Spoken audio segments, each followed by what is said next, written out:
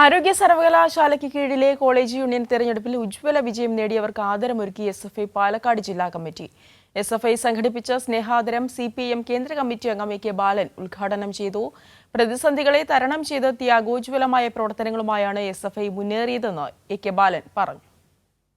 ആവേശോജ്വലമായ സ്വീകരണമാണ് എസ്എഫ്ഐ പാലക്കാട് ജില്ലാ കമ്മിറ്റി ആരോഗ്യ സർവകലാശാലയ്ക്ക് കീഴിലെ കോളേജ് യൂണിയൻ തെരഞ്ഞെടുപ്പിലെ വിജയികൾക്ക് നൽകിയത്. സിപിഐഎം കേന്ദ്ര കമ്മിറ്റി അംഗം എ കെ ബാലൻ വിജയികൾക്കൊരുക്കിയ സ്നേഹാദരം ഉദ്ഘാടനം ചെയ്തു. എസ്എഫ്ഐയെ വിമർശിക്കാനുള്ള യോഗ്യതയൊന്നും കേരളത്തിലെ ഗവർണർക്കില്ലെന്ന് എ കെ ബാലൻ പറഞ്ഞു. എസ്എഫ്ഐയെ ക്രിമിനൽ എന്ന് വിളിച്ച ആളാണ് കേരളത്തിന്റെ ഗവർണർ. അദ്ദേഹം ഒരു ഭരണഘടനാ സ്ഥാപനത്തിന്റെ അധിപനാണ്. എസ്എഫ്ഐ ഭരണഘടനയെ ചോദ്യം ചെയ്തിട്ടില്ല. ഈ ഗവർണർ ഭരണഘടനയെയും എക്സിക്യൂട്ടീവിനെയും ജുഡീഷ്യറിയെയും ലെജിസ്ലേച്ചറിനെയും ചോദ്യം ചെയ്യുന്ന ആളാണ്. അതുകൊണ്ട് അയാളാണ് ക്രിമിനൽ, എസ്എഫ്ഐ അല്ല.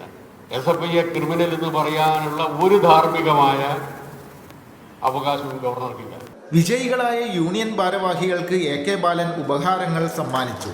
ജില്ലാ പ്രസിഡന്റ് പി അരുൺദേവ് അധ്യക്ഷത വഹിച്ചു. എസ്എഫ്ഐ കേന്ദ്ര കമ്മിറ്റി അംഗം ഇ അഫ്സൽ, ജില്ലാ സെക്രട്ടറി എസ് വിപിൻ എന്നിവർ പ്രസംഗിച്ചു. കൈരളി ന്യൂസ്, പാലക്കാട്.